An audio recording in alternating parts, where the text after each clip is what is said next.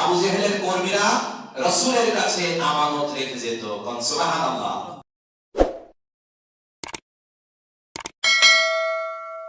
যেই নেতাকে আমরা ভোট দেব ওই নেতার গুণাবলী হবে ন্যায় বিচার প্রতিষ্ঠাকারী হতে হবে, আদেল, ন্যায় বিচার।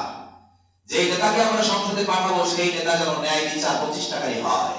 আল্লাহ রাব্বুল আলামিন কোরআনে কারীমে সূরা নাহলের 90 নম্বর আয়াতে বলেন, ইন্নাল্লাহা ইয়া'মুরুকুম বিল আদলি ওয়াল ইহসান। নিশ্চয়ই আল্লাহ পাক অর্ডার করছেন বিল আদল, ন্যায় বিচার প্রতিষ্ঠা করার জন্য, ওয়াল ইহসান, এবং দয়া।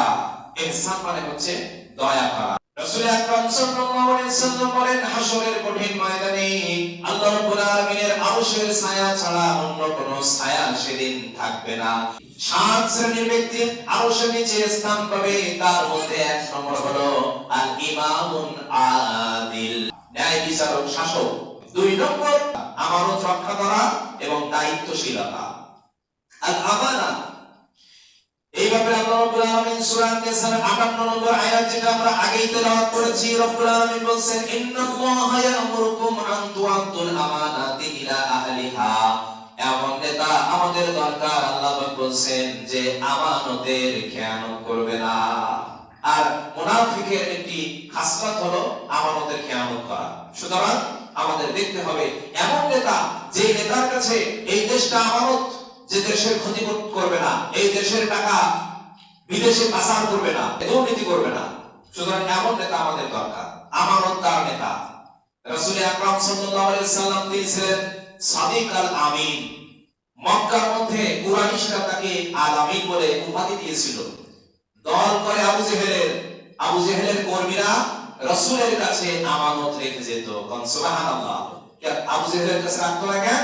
তারা জানতো আমরা দল করি আবু জেহেলের, কিন্তু আবু জেহেলের মধ্যে আমানতদারিতার বালাই নাই। আমানতের খেয়ানত করে আবু জেহেল। এই জন্য আবু জেহেলের কর্মী হয়েও আবু জেহেলের কাছে অর্থ সম্পদ রাখতো না, কারণ রাখলেই মেরে খেয়ে ফেলবে।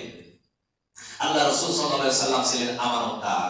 এমন নেতা যে আমানতদার, জনগণের অর্থ নষ্ট করবে না, মেরে নিজে খেয়ে ফেলবে না, দুর্নীতি করবে না, চাঁদাবাজি করবে না, এমন নেতা দরকার।